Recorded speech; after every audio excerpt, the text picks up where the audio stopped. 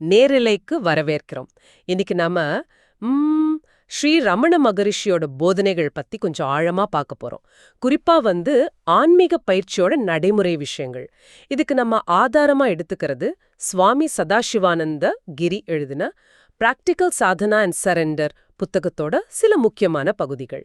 இந்த புத்தகம் வெறும் தத்துவம் மட்டும் பேசாம ஆன்மீக வழியில நடைமுறையா எப்படி முன்னேறது, அதாவது சாதனை எப்படி செய்யறதுங்கிறத பத்தி பேசுது.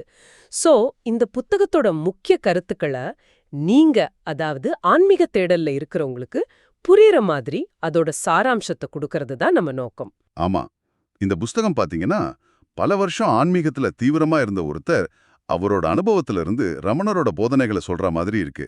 அதனால இங்க தியரியை விட பிராக்டிக்கலா நம்ம டெய்லி லைஃப்ல என்ன பண்ணலாம்ங்கிற அந்த பிராக்டிக்கல் சாதனைக்கு தான் அதிக முக்கியத்துவம். நீங்க அதை கவனிக்கலாம். இது வெறும் அறிவு மட்டும் இல்ல, ஒரு மாதிரி செயல்முறை வழிகளட்டி. முதல்ல இந்த ஆசிரியர் சுவாமி சதாசிவானந்த கிரி பத்தி கொஞ்சம் சொல்லுங்களேன். அவர் அமெரிக்கால பொறந்து அப்புறம் இங்க இந்தியாவுக்கு மா ஆனந்தமாயிமா கிட்ட ஷீடரா இருந்து அப்புறம் ரமணர் வழிய ஃபாலோ பண்ணது. இது கொஞ்சம் சுவாரஸ்யமா இருக்கு இல்லையா? அந்த வெஸ்டர்ன் பேக்ரவுண்டு அவரோட பார்வைக்கு ஒரு தனித்தன்மை கொடுக்குது தானே. நிச்சயமா. அந்த பின்னணி அவர் நடைமுறைக்கு கொடுக்கிற முக்கியத்துவத்துல தெரியுது. அவர் இந்த பிராக்டிக்கல் சாதனா அப்புறம் விடாமுயற்சி இதெல்லாம் ரொம்ப அழுத்தமா சொல்றாரு. இங்க பகவான் ரமணரோட ஒரு நல்ல உதாரணத்தை அவர் சொல்றாரு. இப்ப யூனிவர்சிட்டி பரீட்சையில பாஸ் ஆக 2 மார்க் குறைஞ்சா கிரேஸ் மார்க் போடுவாங்க. ஆனா பேப்பர்ல ஒண்ணுமே எழுதல இல்ல 100க்கு ரொம்ப கம்மியா மார்க் எடுத்தா யாரும் முழு மார்க்கையும் கிரேஸ் மார்க்கா போட மாட்டாங்க இல்லையா? அது மாதிரி தான் நம்ம முழுசா முயற்சி பண்ணணும். ஆஹா, இது ரொம்ப முக்கியமான பாயிண்ட். அதாவது சும்மா எல்லாம் தானா நடக்கும், அருள் இருந்தா போதும்னு உட்கார்ந்துடக்கூடாது. பகவான் ரமணரோட அந்த மேற்கோளை அது தெளிவா சொல்லுது. உங்க முழு திறனுக்கும் சாதனை செய்யுங்க, மிச்சத்தை இறைவன் பார்த்துப்பாருன்னு. அப்போ நம்ம பங்கு ரொம்ப முக்கியம். சும்மா இருக்கிறதுக்கு இங்க வேலையே இல்ல. கரெக்ட், நீங்க சொல்றது சரி.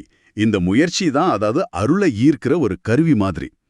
ஆசிரியர் தன்னோட சொந்த கருத்தை சொல்லாம பகவான் ரமணர் மத்த பெரிய ஞானிகளோட மேற்கோள்களை வச்சு விளக்கறதுனால இந்த புஸ்தகத்தோட நம்பகத்தன்மை அதிகமாகுது. முயற்சியோட உச்சத்தை பத்தி பகவான் சொன்ன இன்னொரு விஷயத்தையும் அவர் ஞாபகப்படுத்துறாரு. நம்ம சக்திக்கு ஏத்த மாதிரி நம்ம சாதனை செஞ்சா நம்ம சக்திக்கு மீறினதை இறைவன் நமக்காக செய்வார். இது எவ்வளவு பெரிய நம்பிக்கை கொடுக்குது பாருங்க. அப்புறம் இந்த புத்தகம் ஒரு கேள்வி பதில் மாதிரி, ஒரு சத்சங்கம் மாதிரி இருக்கிறது. படிக்கிற உங்களுக்கும் ஒரு நேரடி பேச்சுவார்த்தை மாதிரி இருக்கலாம். அதோட பொருள் அடக்கத்தை பார்த்தா குருவோட தேவை, நான் யார், விசாரணை, சாதனை முறைகள், ஜபம், தியானம், பிரார்த்தனை, அருள்னு எல்லா முக்கியமான விஷயங்களையும் இந்த பகுதிகள் தொட்டு போகுது. ஒரு முழுமையான வழிகாட்டி மாதிரி தெரியுது. ஆமா, அந்த கேள்வி பதில் வடிவம் நடைமுறையில வர சந்தேகங்களுக்கு பதில் சொல்ற மாதிரி இருக்கு. வெறும் தியரி இல்ல, ஒரு பிராக்டிக்கல் மேனுவல் மாதிரி. சரி, அப்போ இந்த நடைமுறை சாதனை எதுக்கு தேவை? என்ன அடிப்படை பிரச்சனைக்கு இது தீர்வு? புத்தகம் சொல்றது, நம்ம மனசு இருக்கே, அது எப்ப பார்த்தாலும் அலைஞ்சுகிட்டே வெளியிலேயே ஓடுது. அதாவது புறமுகமா திரியுது. அப்புறம் அதோட ஆணிவேர் அந்த நான்கிற அகந்தை, ஈகோ. இந்த அகந்தை எவ்வளவு பிடிவாதமானது, தந்திரமானதுன்னு சொல்றதுக்கு சுவாமி ஜதீஸ்வரானந்தாவோட மேற்கோள ஆசிரியர் காட்டுறார். We all know that the ego is perverse, constantly changing its center of gravity. இது யோசிக்க வைக்குது. சில சமயம் நாம ஒரு மாதிரி ஓவர்வெல்ம்டா ஃபீல் பண்றது, மன உளைச்சலா இருக்கிறது கூட இந்த அடங்காத மனசோட வெளிப்பாடா இருக்கலாம் இல்லையா? இங்கதான் நம்ம இயல்பை மறைக்கிற விஷயங்களை புரிஞ்சுக்கணும். மனசுல 3 குணம் இருக்கு: ரஜஸ், தமஸ், சத்வம்னு. இதுல ரஜோகுணம்னா செயல்பாடு, வேகம், அமைதியின்மை. தமோகுணம்னா மந்தம், அறியாமை, சோம்பல். இது ரெண்டும் அதிகமா இருக்கும்போது நம்ம இயல்பான அமைதி, தூய்மையான சத்வகுணம் வெளிப்படாது. இந்த ரஜோ தமோ குணங்களை குறைச்சு சத்வகுணத்தை வளர்க்கறது தான் சித்த சுத்தி, அதாவது மன தூய்மை. புத்தரோட ஒரு கூற்று இங்க ரொம்ப பொருந்தும்: மனமே எல்லா மனநிலைகளுக்கும் முந்தியது, அவையெல்லாம் மனதால் உருவாக்கப்பட்டவை. ஓ, அப்படியா? மனசுதான் எல்லாத்துக்கும் காரணமா? அப்போ இந்த மனசை எப்படி சரி பண்றது?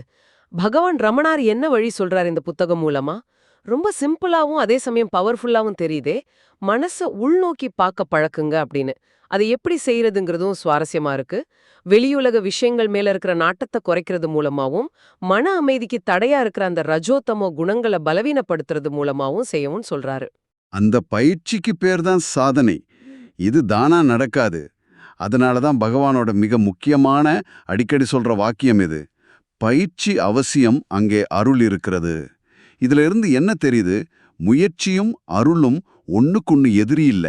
ஒன்ன சார்ந்து இன்னொன்னு இருக்கு. நம்ம விடாமுயற்சி தான் அருளை பெற தகுதியை கொடுக்குது. இந்த நல்ல விளக்கம். முயற்சியை விட்டுட்டு அருளுக்காக காத்திருக்கிறதுல பிரயோஜனம் இல்ல. முயற்சியோடு சேர்த்து சத்சங்கத்தோட முக்கியத்துவத்தையும் இந்த நூல் சொல்லுது. சத்சங்கம்னா அதாவது ஞானிகள், நல்ல சாதகர்கள் கூட பழகிறது, இல்லனா நல்ல ஆன்மீக நூல்களை படிக்கிறது. வசிஷ்டர் ராமருக்கு சொன்னதா ஒரு குறிப்பு வருது. விடுதலைக்கு 4 வாசல் காவலர்கள்ல சத்சங்கமும் ஒண்ணா.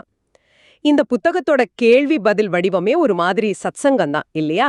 ஆமா, ரொம்ப சரி. சத்சங்கம் மனசுல இருக்கிற தேவையில்லாத எண்ணங்கள், தப்பான புரிதல்களை நீக்க உதவும். அது மன தூய்மைக்கு ஒரு முக்கியமான கருவி. ரஜோ தமோ குணங்களோட தாக்கத்தை குறைச்சு சத்துவத்தை வளர்க்கும். மனசை உள்ள திருப்ப இது ரொம்ப உதவும். இந்த ஆன்மீக பயணத்துல குருவோட பங்கு என்ன? இங்க ஒரு இன்ட்ரெஸ்டிங்கான பாயிண்ட் வருது. தேவைப்படும்போது நம்ம உள்ள இருக்கிற ஆன்மாவே குருவா வெளியில தோன்றுமா. அப்போ வெளி குருவோட உண்மையான வேலை நம்ம கவனத்தை உள்ள இருக்கிற அந்த சத்குரு கிட்ட, நம்ம உண்மை இயல்பு கிட்ட திருப்புறது தான். ஆனா அதே சமயம் ஆசிரியர் ஒரு எச்சரிக்கையும் கொடுக்கறாரு. இப்போலாம் போலி குருக்கள் நிறைய இருக்காங்க. அதனால குருவை தேர்ந்தெடுக்கிறதுல ரொம்ப விழிப்புணர்வும் பகுத்தறிவும் தூய்மையான நோக்கமும் வேணும். குருவோட வழிகாட்டல் அறிவை பெற உதவும். இங்க அழிவுக்கு 2 நிலை இருக்கு. ஒன்னு பரோட்ச ஞானம். இது மறைமுக அறிவு, அதாவது புஸ்தகம் படிக்கிறது கேட்கறது இதுல வருது. இன்னொன்னு அபரோக்ஷ அனுபூதி. இது நேரடி அனுபவம், சொந்த அனுபவம். சும்மா கேட்டா மட்டும் பத்தாது, சிரவணம். கேட்டதை நல்லா யோசிக்கணும், மனனம். அப்புறம் அதை விடாம தியானம் இல்லனா பயிற்சி மூலமா நிதித்தியாசனம், நேரடி அனுபவமா மாத்தணும். மாடு முதல்ல வேகமா புல்ல மேய்ஞ்சிட்டு அப்புறம் அமைதியா உட்காந்து அசை போட்டு பாலை மாத்துற மாதிரி இது. இந்த பயிற்சி, அதாவது சாதனை தான் கேட்ட பரோட்ச ஞானத்தை உண்மையான அபரோக்ஷ அனுபவமா மாத்தும். ஆஹா, பயிற்சி தான் அறிவு அனுபவமா மாத்திர சாவி. சரி, இந்த பகுதிகள்ல சொல்ற குறிப்பிட்ட பயிற்சிகள் என்னென்ன? 2 முக்கிய வழிகள் இருக்குன்னு தெரியுது இல்லையா? ஆமா, 2 மெயின் பாதைகளை பகவான் சொல்றதா இந்த பகுதிகள் காட்டுது. ஒன்னு, நான் யாருன்னு மூலத்தை விசாரிக்கிற ஆத்ம விசாரம். இது ஞான மார்க்கம். இன்னொன்னு சரணாகதி அல்லது பக்தி. இது பக்தி மார்க்கம். ஆனா பகவான் பார்வையில இது 2ம் எதிரும் புதிரும் இல்ல. ஓ அப்படியா? அது எப்படி சேருது? பகவான் சொல்றாரு, ஞானம் என்பது ஊஹா பக்தி, அதாவது ஊகிச்சு அறியும் பக்தி என்று சொல்லப்படுகிறது. வேறுபாடு வார்த்தைகளில் மட்டுமே உள்ளது அப்படின்னு. அதாவது உண்மையான பக்தினா என்ன? மற்ற எல்லா எண்ணத்தையும் விட்டுட்டு விடாம இறைவனையே நினைக்கிறது. இதுவும் ஒரு வகையில மனசு மூலத்துல ஒடுக்கிற முயற்சி தான். இன்னும் ஒருபடி மேல போய் ஆத்ம விசாரமே உயர்ந்த பக்தி, பராபக்தி அப்படின்னு பகவான் சொல்றதா ஆசிரியர் சொல்றாரு. 2 வழியுமே அகந்தை அழிச்சு மூலத்தை அடையதான் உழவுது. இது ரொம்ப ஆழமான பார்வை. விசாரமும் பக்தியும் ஒண்ணுங்கிறது பலருக்கும் புதுசா இருக்கலாம். தியானம் பத்தியும் பேசுறாங்க. தவம்ங்கிறதே முயற்சியான பகவான் சொல்றாரு. தியானத்துல உட்காரும்போது மனசு அலைப்பாயறதும், கவனத்தை சிதறடிக்கிற எண்ணங்களுக்கு எதிரா ஒரு உள் சண்டை நடக்கிறதும் சகஜம்னு சொல்றாங்க. ஆனா பகவான் என்ன சொல்றாரு? நல்ல எண்ணம், அதாவது இறை நினைவு இல்லனா தியான பொருள் திரும்ப திரும்ப பயிற்சி செய்ய செய்ய படிப்படியா வலிமையாகும். அது வலிமையானதும் மத்த எண்ணங்கள் சிதறி ஓடிடும். இதுதான் தியானத்துல எப்பவும் நடக்கிற யுத்தம். சோ முயற்சியை கைவிடக்கூடாதுங்கிறது தான் செய்தி. கரெக்டா சொன்னீங்க. அதோட பிராணாயாமம் பத்தின் குறிப்பு வருது. ஆனா இங்க ஆசிரியர் ஒரு முக்கியமான விஷயத்த சொல்றாரு. ரொம்ப சிக்கலான மூச்சு பயிற்சிகளை சரியா கத்துக்காம செஞ்சா ஆபத்து இருக்கு. அதுக்கு பதிலா பகவான் ரமணர் சொன்ன ரொம்ப எளிமையான பாதுகாப்பான வழி ஆசிரியர் சொல்றாரு. அது சும்மா நம்ம சுவாசத்தை கவனிக்கிறது, வாட்சிங் த பிரெத். இது மனசை ஒருமுகப்படுத்த சிக்கலான பிராணாயாமத்துக்கு ஈக்குவலான பலனை தரும்னு பகவான் சொல்றாரு. இது எல்லாருக்கும் ஈஸியா செய்யக்கூடிய ஒண்ணு. அருணாச்சல மலையை சுத்தி வர்ற கிரிப் பிரதக்ஷலம் பத்தியும் ஒரு குறிப்பு இருக்கு. இதுவும் ஒரு பவர்ஃபுல்லான நடைமுறை பயிற்சியா சொல்றாங்க. இங்க பகவானோட ஒரு அற்புதமான ஓமையா ஆசிரியர் சொல்றாரு. அருணாச்சல மலைங்கிறது ஆன்மா, இல்லனா ஒரு சினிமா ஸ்கிரீன் மாதிரி. ஸ்கிரீன்ல எத்தனையோ படங்கள் வந்து போற மாதிரி இந்த உலக விஷயங்கள், நம்ம அனுபவங்கள் எல்லாம் அந்த ஆன்மா மேல தோன்றி மறையுது. ஆனா ஸ்கிரீனான ஆன்மா எப்பவும் மாறாது, அது நிலையானது. கிரிவலம்ங்கிறது அந்த நிலையான தத்துவத்தை ஞாபகப்படுத்துற ஒரு செயல்.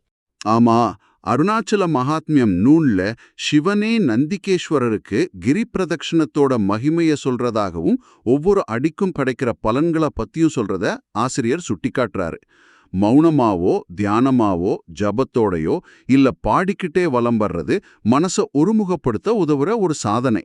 இதெல்லாம் கேட்கும்போது ஒரு இன்ட்ரெஸ்டிங்கான கேள்வி வருது. ஒரு பக்கம் இவ்வளவு தீவிரமா விடாமுயற்சியா சாதனை வேணும்னு சொல்றோம். இன்னொரு பக்கம் ஆன்மீகத்தோட உச்சக்கட்ட இலக்கு சகஜ நிலை, அதாவது எந்த முயற்சியும் இல்லாத இயல்பான நிரந்தரமான ஒரு நிலைன்னு சொல்றோம். இந்த முயற்சிக்கும் அந்த முயற்சியற்ற நிலைக்கும் என்ன தொடர்பு? இது ஒரு முரண்பாடு மாதிரி தெரியுதே. இது ஒரு பொதுவான சந்தேகம்தான். ஆனா பகவானோட போதனை இதை தெளிவாக்குது. இது முரண்பாடு இல்ல, இது ஒரு ப்ராசஸ். அந்த முயற்சியே இல்லாத இயல்பான சகஜ நிலையை அடையறதுக்கான வழிதான் இந்த தொடர்ச்சியான விடாமுயற்சியோடு செய்யற சாதனை. சகஜ சமாதி பத்தி ஆசிரியர் சொல்றத பாருங்க. போன பிறவிகள்ல ரொம்ப கஷ்டப்பட்டு பயிற்சி பண்ணி பக்குவமான சிலவுக்கு இந்த பிறவில அது திடீர்னு ஒரு வெள்ளம் மாதிரி வரலாம். ஆனா நம்மள மாதிரி நிறைய பேருக்கு மனசுல இருக்கிற தடைகளை வாசனை அகந்தை மெதுவா உறுதியா நீக்கிற சாதனை மூலமா தான் அந்த நிலை கொஞ்சம் கொஞ்சமா கைகூடும். ஹோஹோ, அப்போ தொடர்ச்சியான பயிற்சி தான் அந்த முயற்சியற்ற நிலைக்கு கூட்டிட்டு போற பாலமா? அந்த சினிமா ஸ்கிரீன் ஓமைய மறுபடியும் யோசிச்சா, சாதனைங்கிறது ஸ்கிரீன்ல ஓடுற படத்துல இருந்து, அதாவது எண்ணங்கள், உலகம், கவனத்தை திருப்பி நிலையான ஸ்கிரீன் ஆன்மாவை பார்க்க முயற்சி பண்றது. செய்ய செய்ய ஸ்கிரீன் மேல கவனம் அதிகமாகி படங்கள் தானா முக்கியத்துவம் இல்லாம போய் கடைசில ஸ்கிரீன் மட்டும் இயல்பா தெரிய ஆரம்பிக்கும். அதுதான் சகஜ நிலை. அருமையா சொன்னீங்க. அந்த ஸ்கிரீன் தான் நம்ம உண்மையான நிரந்தரமான இயல்பு. சாதனைங்கிறது அந்த இயல்பு மறைக்கிற தூசியை தொடக்கிற மாதிரி. தூசி முழுசா போனதுக்கு அப்புறம் தொடக்கிற முயற்சி தேவையில்லை, இயல்பு தானா பிரகாசிக்கும். இங்க மறுபடியும் நம்ம சக்திக்கு உட்பட்ட பயிற்சியை செய்யறதோட முக்கியத்துவத்தை ஞாபகம் வச்சுக்கணும். பகவானோட அந்த நம்பிக்கை தர்ற வாக்கியம், நமது திறன்களின் எல்லை வரை நாம் சாதனை செய்தால் நமது சக்திக்கு அப்பாற்பட்டதை இறைவன் நமக்காக நிறைவேற்றுவார். சுருக்கமா சொல்லணும்னா, சுவாமி சதாசிவானந்த கிரியோட பிராக்டிக்கல் சாதனா புத்தகத்தோட இந்த பகுதிகள் ஆன்மீக வழியில ஜெயிக்கணும்னா நடைமுறை முயற்சி, அதாவது சாதனை கண்டிப்பா தேவைன்னு சொல்லுது. அலைப்பாயிர மனசு, விடாப்பிடியான அகந்தை, இதோட தன்மையை புரிஞ்சுக்கிறது, சத் சங்கம், உண்மையான குருவோட வழிகாட்டலோட முக்கியத்துவம், முயற்சியும் அருளும் எப்படி ஒன்னா வேலை செய்யுது, அப்புறம் ஆத்ம விச்சாரம், சரணாகதி மாதிரி முக்கியமான பயிற்சிகள், கடைசியா இந்த தொடர் முயற்சி எப்படி இயல்பான முயற்சியற்ற சகஜ நிலைக்கு கொண்டு போகுங்கிறதெல்லாம் நாம இந்த அலசல்ல பார்த்தோம். இது எல்லாமே உள்ள இருக்கிற அந்த மெய்ப்பொருளை, நம்ம உண்மையான இயல்பான ஆன்மாவை அறியறது நோக்கி தான் போகுது. நீங்க யோசிக்கிறதுக்காக ஒரு கடைசி எண்ணத்தை சொல்றேன். இந்த பகுதிகளில் திரும்ப திரும்ப சொல்ற விஷயம் என்னன்னா, அகந்தைய அழிக்கணும், ஆன்மாவா அறியணும். அந்த ஆன்மா இல்லனா குரு வெளியில இல்ல, நமக்கு உள்ளே தான் இருக்காருங்கிறது தான். இதை நீங்க கவனிச்சிருப்பீங்க. இத மனசுல வச்சு பைபிள்ல வர்ற முதல்ல பரலோக ராஜ்யத்தை உங்களுக்குள்ள தேடுங்க, மத்ததெல்லாம் உங்களுக்கு கொடுக்கப்படுங்கிற வாக்கியத்தை பாருங்க. அப்போ உள்ள இருக்கிற அந்த ஒன்ன அறியறதுதான் முதல் உண்மையான முயற்சின்னு நீங்க நினைச்சா, நாம இங்க பேசின மத்த வெளிப்பயிற்சிகள், தியானம், ஜபம், கிரி பிரதட்சணம், இதெல்லாம் நீங்க பார்க்குற விதம் மாறுமா? அதோட நோக்கம் என்னவா இருக்கும்? இது நீங்க ஆழமா யோசிக்க வேண்டிய ஒரு கேள்வி. இந்த ஆழமான அலசல்ல எங்களோட இருந்த உங்களுக்கு எங்க நன்றி.